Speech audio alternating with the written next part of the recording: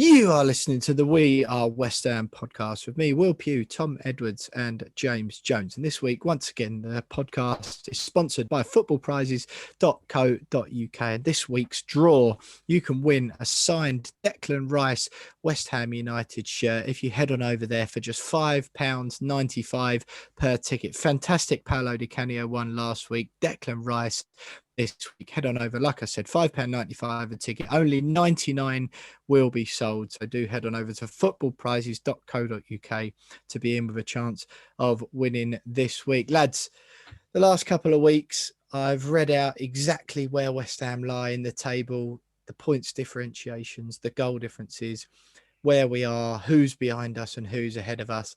And it hasn't done us very well at all. We've drawn with Brighton and Hove Albion, failed to beat Brighton and Hove Albion once again. We still are yet to beat them in the Premier League. It was funny before. We were also confident we would do it. I'm sure we've been confident that we'd beat them in years past, but we've managed to scrape a 1-1. Danny flipping Welbeck has scored against us, boys. It's all gone a little bit sour. I'm desperately trying to cling on to that positivity vibe. But Jonesy, as we said just before we came on air tonight, I think when I was the miserable, cynical bloke that I was before, saying, it's all going to fall to bits soon. Don't worry, stop all this smiling and getting excited. That was when we tended to win. So do you think, I made an effort to try and be a bit more jovial and get on board with the positivity, just enjoy the ride gang? Do you think it's about time I went back to cynicism? Because let's be honest, the positive frame of mind hasn't got us anywhere at all because we've slumped to lowly 7th. If you can call it a slump, mate. If you don't change it. This is Martin Allen. Sorry to interrupt you after 4 words. No. We just wait till I've got to say. What I was going to say was, if you want to take the negativity vibe, then by all means, because last week I took the negative vibe and I got done over by Martin Allen. So I'm steering clear of that because that terrified me. So I don't know if any listeners have ever been able to pop out by Martin Allen. You don't want it to happen again. So I'm remaining positive. It's been a great season. We'll take what we can get. David Moyes has done a great job, and but in all seriousness, it does feel a little bit flat now. It does. Don't say the U word. Don't say the U word. I'm not going to say last week. I'm not going to say underwhelming. It does feel a little bit flat now, but on the flip side, I've had a week to think about it after Martin Allen put me in my place, and yeah, it has been a good season. I don't think we could be too negative. The Brighton game was a little bit frustrating, but you could see it come a mile off given we haven't beaten them, and it was almost the story of our season in so many games. Like I said last week, so many opportunities, and we had to rely on our favourite players back on the talking point list again this week. Saïd Benrahma. So yeah, it is what it is. But I've been reading up about the Europa Conference League this week, and I'm buzzing for that. Absolutely buzzing. Cannot wait. So look, James and Tom, you two can see me on the screen. Obviously, those of you watching on YouTube can see me on the screen, Jonesy. So I'm putting my hand horizontal across the screen in about the middle of the screen. If this was the whelming line, would you say you are under or over? I'm on the fence. Or are you just whelmed? Neither under nor overwhelmed. At the moment, I'm just whelmed. And you can ask me that question this time next week or on Sunday afternoon once the Southampton game's done and the season's done and we know where we finished. But yeah, at the moment I'm just whelmed. Just whelmed. Okay, cool. So if anyone asks you in the street at the moment, what do you make of Jonesy's season? West Ham season, Jonesy, you just say whelming. It's whelming. It's whelming. Yeah, it is what it is. Mate, fair enough. Thomas Edwards, it's lovely to see you again, mate. Congratulations on the launch of your new podcast over at the School of Football. Tony Carr was a guest the other week. If you haven't already tuned into it, we put it out on our Twitter. Do go and check it out. It's a good listen. I can't say that the banter or the hair is any better than it is on the We Are West Ham podcast, but Tom did a sterling job. So do go over and check it out if you fancy a bet. That congratulations on that, Tom, first of all. And I would imagine that was the highlight of your week rather than watching us in that grim affair against Brighton after the FA Cup final on Saturday. You're not wrong, mate. You're not wrong. I did find my voice even more whiny on that than usual, though. But no, honestly, appreciate the shout out. And yeah, mate, really enjoyed that. The week wasn't made good on a weekend. I'm slightly in the negative camp. I have been for a few weeks. It's what, 5 games now? We've lost 3, drawn 1 and won 1. Only one of them were above us. It is a bit of a shame, but any Europe, like I've had a week to reflect now, and any Europe will be good. And I'll look back at this and it's a success. We've only played 50 odd European games in our history. So to get in there, you have to deem it as a success. However, that run in and the way we've thrown it away, sort of the bigger, loftier dreams, is a shame. And that will we also look back on and probably be like 15, 16 and say what could have been. But hey, we've done well, and Ben Rama scored. So £70 is looking good now on that shirt. Yeah, exactly, mate.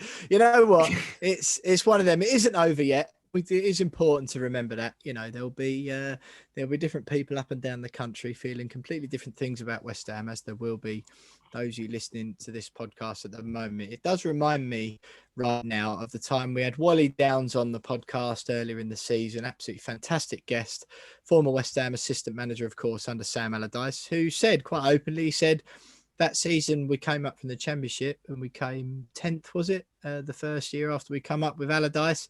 And he said Sam was a victim of his own success. He did almost too well that first season, because when it was a little bit underwhelming, we came 13th or 14th in the seasons following. Everyone harked back to that 10th and wants continued progress. And I think there's a little bit of that from our point of view now, isn't there?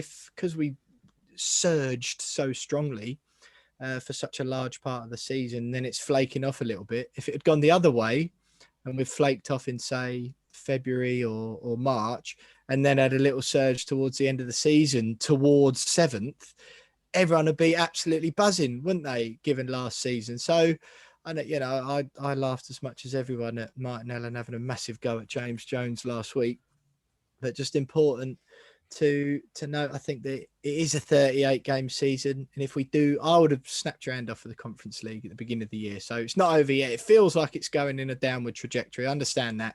So there's likely to be a little bit of melancholy on tonight's podcast. However, the dream is still alive, and you never know what can happen in football, although Big Sam waiting around the corner for us on Wednesday night against West Brom is a very, very ominous feeling indeed.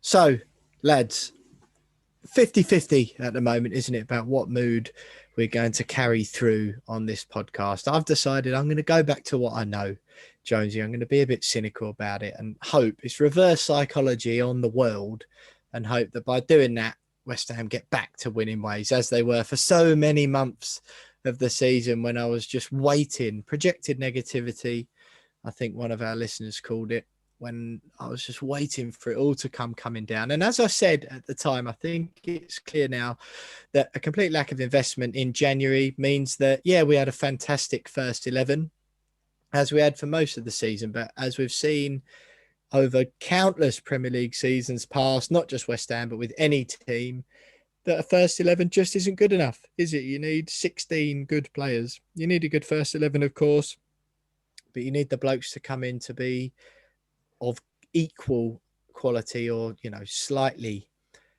less bad, I think is the official terminology for that one. So, you know, it's one of those weird things, isn't it? We called it, or certainly at the time in January, we called it as it was, and now it's coming to fruition. Take absolutely zero joy from it, but you have to call it as it is. I've never really liked the old head in the sand, just enjoy the ride shout. It's like, well, no, the ride is what you achieve at the end of the season, isn't it? If the ride is what happens after the 38th game, the ride culminates with what that 38th game of the season means, doesn't it? You know, I've never really bought into that. I know lots of fans do. And you know what? I hope they've had a really good time this season. And I hope they're sitting there watching us seemingly throw it away, or throw away what could have been. But it feels very much last season at Upton Park vibes to me, needing 2 results out of 3 against Swansea, Stoke and Manchester United to get in the European spots, or the Champions League spots, excuse me. And we lose by 4 at home or Swansea put 4 past us at home. we draw away with Stoke, and we have an absolutely historic win against Manchester United. But all in all, that was obviously, breathtaking and one of the greatest nights of my life. But what that meant for our season on the whole, it feels very much like that now. Tom, I think I'll throw to you first, because you've been quite vocal, which is out of character for you, but you've been quite vocal on Twitter about it. Not happy at all, even more glummer, I would suggest, than I've been in the last few weeks. You were always one of the main ones to argue with me on all things, anything basically, but West Ham and my negativity in particular. We'll go into the minutiae of the Brighton game shortly, but what are your feelings? Because as we know, every single game now is huge, and it means more than just a quick 90-minute analysis of how the game went, because it's got so much more bearing on what this season could be. Yeah, exactly. And I am a bit negative, probably at times overly negative. And when I reflect, it has been brilliant. And you look at the teams now ahead of us, the budgets they've had, the amount of money they spent, how long they've been up there. They're 6 very good teams. Far Leicester who've done it organically, but they're a top 4 side now. And I think everyone can accept that. So there's 6 big teams you probably expect to be above us at the end of the season. But for 90% of it, we've rustled their feathers. We've been one of the best teams in the league at times. And we've been up there, had it in our hands. And the way we've done it by losing to teams around us or below us, bar Chelsea, has been a massive shame. And I think the players will look back on this, the Součeks, everyone who's talking so upbeat at one point, they'll be gutted when they look back at it, look at our running compared to the teams around them. So I think as long as we finish off and come 6 in it and make it some sign of special season, better than the 15-16 one, and not another, oh, well, we actually came 7th. Everyone's done that recently. Burnley, Wolves. Even look at it now. Leeds win today means that they're 3 points behind us, and if we lose both our last 2 games and they win, they'll finish the season on the same amount of points as us in their first season back. And then it doesn't sound that special at all, does it? So I think we should be proud of our achievements, though. To come 7th and to get Europe with Everton's result now means we've got that. And ultimately, it's been a superb season. It's just throwing away lofty dreams, and the way we did it hurts a bit, but we've got Europe, and you've got to be proud of them for having such a small squad and seeing it over the line. It is impressive.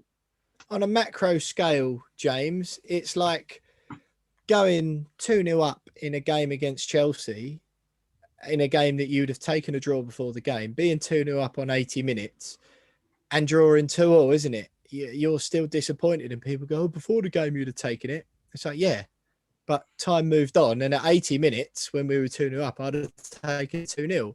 And I think that's what Tom's saying. That's what lots of fans are saying about this season. Yeah, I know we would have taken it at the beginning of the season, but it turned out that with a few games left that we were in it. Tom mentioned about the players being gutted there, James. I'm not sure they will be, because I feel like every single one of them who's pulled on a West Ham shirt every single week has tried their hardest for the club. And I think the blame, if there is to be any blame, because it feels like there is a negative feeling because we're on a downward trajectory as the season finishes. If there is any blame and responsibility, it is on whoever decided not to add in January. There's conflicting reports as to who was to blame for that. Many fans will say it's the board, and that David Moyes sort of was a bit of a scapegoat for it because his stock was high at the moment, so the club could afford to blame it on him because the fans would let him off. Just sum up your thoughts after that 1-1 draw with Brighton and the somewhat stuttering end to the season West Ham seem to be having. I completely agree with you on that front. I tweeted it, I think, a couple of days ago, and that, it has been a great season, but the long and short of it is that we've just run out of steam. Barring, maybe the Newcastle game away that we lost, where we weren't really at the races for large parts of the game. That's Dawson, isn't it? You blame him, yeah. We shot ourselves in the foot massively on a couple of occasions. But other than that, I won't say that we've particularly played badly. I think a lot of the time it's just we've run out of steam. Like, the players are absolutely shattered. Souček played every game this season. Declan Rice would have done had he not been injured. There's so many players there that have played huge amounts of football without rest.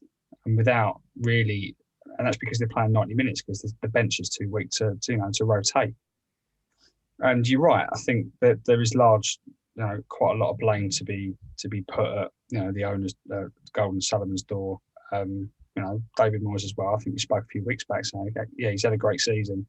His stock's high, but he's not immune to criticism. And I think that's one bit of criticism we can lay in front of him this season, is that he should have seen this coming. He should have known that we can't rely on just Antonio to lead the line, and then maybe Yarmolenko or Bowen to back him up. Is it his decision though? Come on. Well, someone should have seen it coming. If it's not David Moyes, it's the owners. So yeah, I don't know. I just think you can't blame the players. Every single one of them, even down to Yarmolenko, who's barely featured this season because he's been in and out for injury. But then he's a fringe player. When he has played, he hasn't been that bad. He's played all right. They've just put in 110% every single one of them. So they probably will be gutted that we've not been able to get it over the line. A lot of players there, have never played in the Champions League, would have been desperate to get in there. But at the same time, they'll be quite pleased with what they've achieved, given they've had no help all season. Lingard was a good addition, as we know, but we needed so much more. We needed a striker. We probably needed another central midfielder, knowing that it was only a matter of time before either Rice or Souček got injured, and that happened, and it cost us. So, but the Brighton game was a culmination of all of that. We had so much of the ball, so many chances.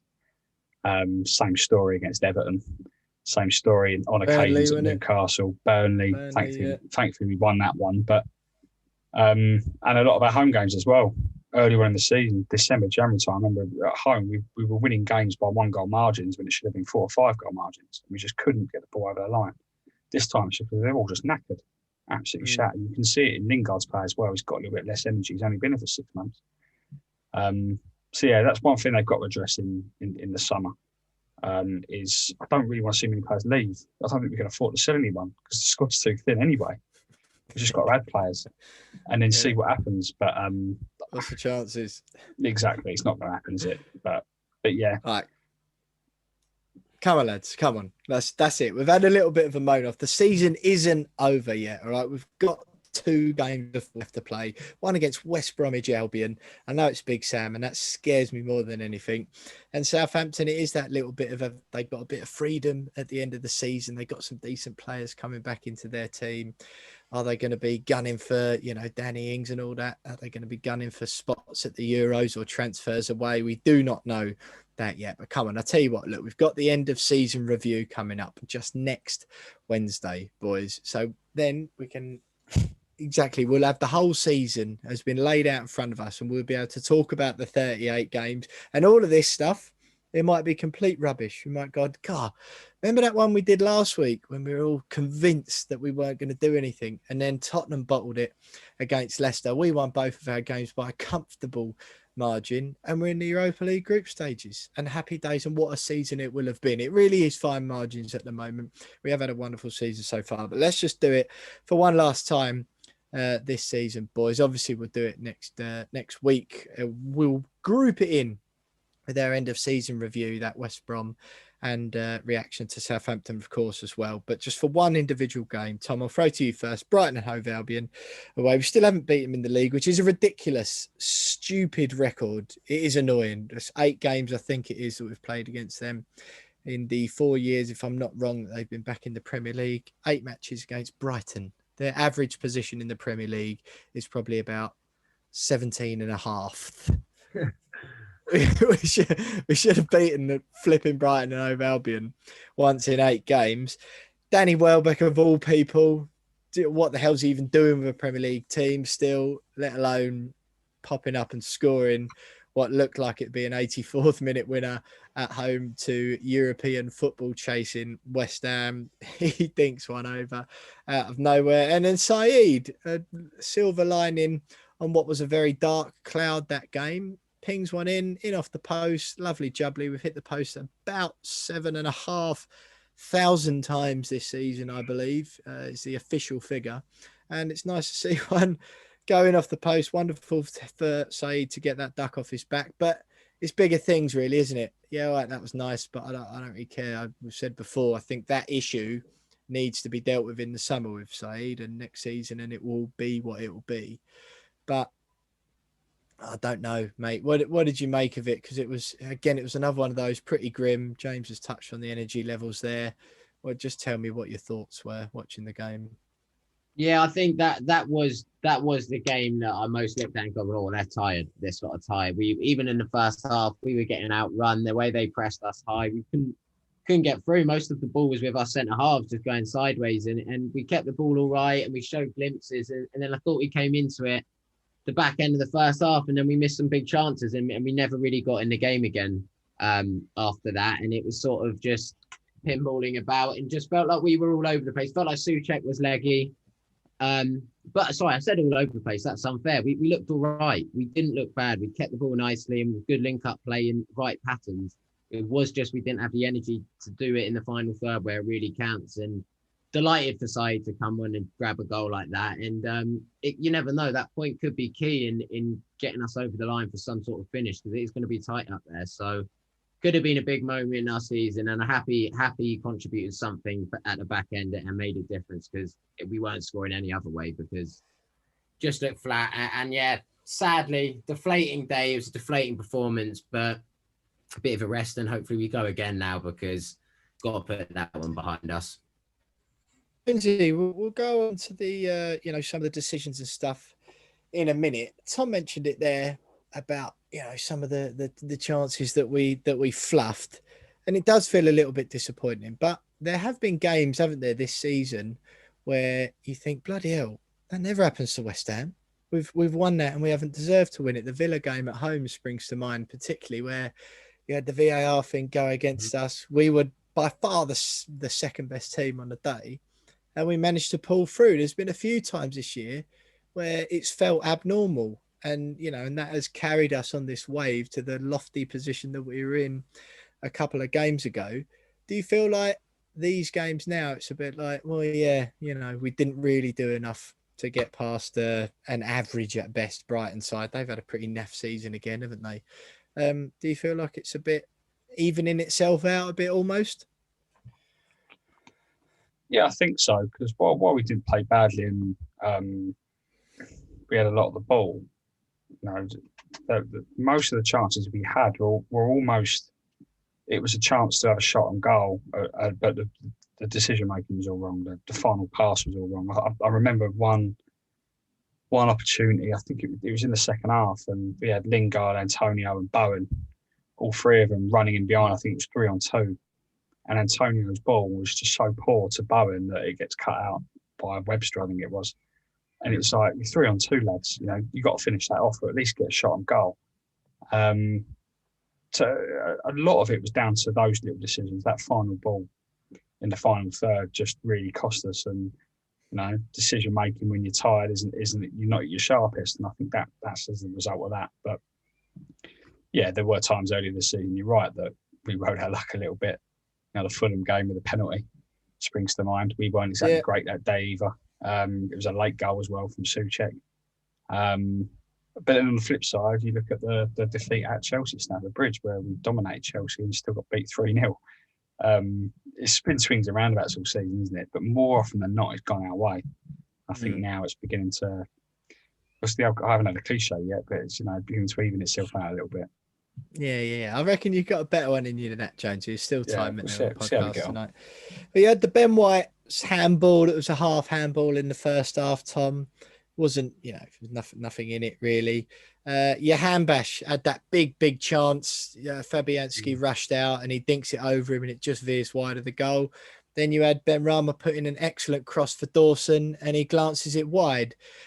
Ultimately, it wasn't a great game, and it might have been energy, the quality of Brighton, whatever it was. It wasn't a great game, and I did feel as you watched it, you sort of think, if you watched the highlights of that game or watched the whole game and deleted the goals out and said, right, what's a fair result there to a neutral, you'd probably go, a draw, a pretty dull draw, wouldn't you?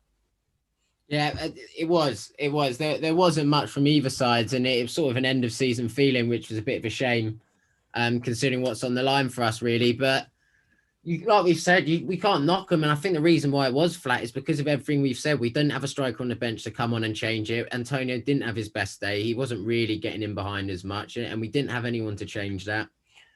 Fornals wasn't having his best game, couldn't link the play. It was just one of those days when everything seemed to go a bit off it. And with the results on that weekend, people leapfrogging us, it probably feels worse now than that actually is, because with a bit of hope into it, 4 points probably gets us sixth, to be honest. 4 points probably gets us sixth. You like to believe Leicester beat Spurs. So you never know with these things, and you just got to hope that those energy levels, one way or another, come back up. Rice will get better this weekend because he was a bit off the boil again. He's had better games, but you can't expect much. Just coming back from injury, and yeah, exactly. And I just think I was looking at that bench at the 60th minute when Dawson has that chance and you miss it, and you got no one to throw on, no one to make that difference, no one to take the half chance, and that was the shame for me.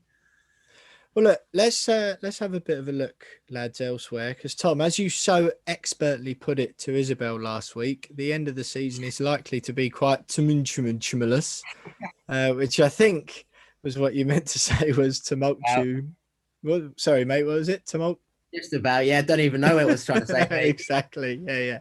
But it's going to be a roller coaster end to the season, and I don't know about you two, but I was watching the Liverpool West Brom game the other day with one of my oldest friends, who he's one of those Liverpool fans. Grew up near me in Essex. His dad supports West Ham. His mum's not into football at all, and he supports Liverpool. I think he's been to Anfield about 4 or 5 times in his life, and at least 2 of those were in the away end with me when West Ham went up there. He's come to West Ham. He's definitely been to more West Ham games in person than he has Liverpool games. And I was sat there next to him watching the West Brom game, and he was getting all nervous. And I went, what the hell are you getting nervous about? You know what's going to happen. You're the luckiest football club in the world. All the VAR and all the officials are in your favour. Everyone is absolutely gutted that Liverpool haven't won the league again this season. And you know you're going to score. No, we won't. No, it doesn't look very good. And you know what? I started to believe the hype. As it went to 93 minutes, I started to believe the hype. And then just when you think that you've seen it all, Alisson pops up. Ridiculous. I mean, we haven't scored a goal like that all season, have we? With any of our outfield players, for Christ's sake. And we're number 1 at set pieces in the whole of the league. And he pings a header in like that in the 94th minute when they'd already played 4 minutes of stoppage time. The ball went out past 4 minutes, and it was 4 minutes of stoppage time they were supposed to play. That's when I felt this isn't meant to be. And I know you're up against the might of these big clubs, and it is pathetic when it's Liverpool and you know, a lot of the teams to get the big breaks, Liverpool particularly. But I thought, they've been not that good against the smaller clubs this season. If they can dent their confidence of getting a point against already relegated West Brom, it's still on. But it's just got that, you know, you can hear the pundits already, can't you? The magic of Liverpool and the spirit of this side. They just don't know when to give up. Nothing to do with the hundreds of millions of pounds of talent in one of the deepest squads in the Europe that they've got. I don't know. Let's talk about the other results, because that was one that just was like a dagger through my heart. Jonesy, Tottenham obviously have got Leicester to play. Can you see the other results going our way? I think we're now worried. I know it's been in our hands all along. We've been saying these games are huge for West Ham. Let's bother about ourselves. I think our confidence levels in our team have taken a bit of a hit, haven't they? Whether our own team is going to be able to get it over the line or not. But what do you make of, you know, as far as the other teams go, just assume that we do manage to get a point. How do you think it's going to go with the teams around us? It's difficult to say. I mean, I think everyone's looking at that Tottenham Leicester game the last day. If Leicester lose to Chelsea Tuesday night tonight, then I think they're going to desperately want to finish third over fourth. So maybe that might work in our favour a little bit, because they want to jump over Chelsea again on the final day. But I think we've got to look at it that, you know, forget everyone else. I think we said it again last season. As long as we win our games, then whatever happens.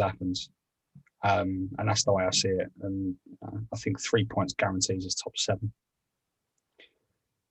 against West Brom on Wednesday night, and we just got to do that. And Tottenham have a history of being a little bit Spursy. We all know it. And you've just got to hope that they do it again. I reckon they'll be rocked as well by the news of Harry Kane wanting to jump ship, getting a little bit bored of just not winning anything all season or every season, and maybe that might rock them a little bit. I don't know, but yeah, I just want us to see us win the final 2 games, end on a high, and then see what happens. But I don't know. If you're asking me, will anyone drop points? My hunch is that no. All of us will win. Well, you got Leicester and Tottenham, obviously, who are going to play each other. We just need Leicester to do us a favour there, in the hope that they're still clinging on for something. Tom, what's your view on what everyone else is up to at the moment? Because it does, the old trajectories of them and us don't seem to be working in our favour too much. But you just never know, do you? I should have left that one to you, Jones. That's a good old cliche, that one, isn't it? Holding it. I'm putting that in my bank, but no, I think we've just seen it this time in the season. That's why they do it year in, year out. They just win when they need to win, and that's what they've done. And I think Liverpool will win every game.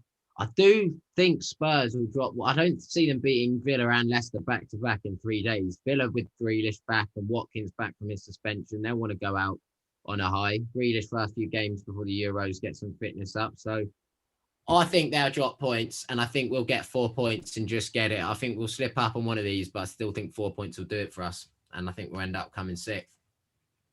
I love that positivity, Tom Edwards. Let's take that into the rest of the show. So West Ham United are going to come 6th. Tom, did you say we get 4 points there? Was that right? Yeah, 4 points. Right, mate. Fair play. You know what? I'll take 4 points. Unbeaten for the last 2. 6th place would be brilliant, wouldn't it? Just imagine it. Europa League, even the Europa Conference League. James, I think we're all agreed, lads, aren't we?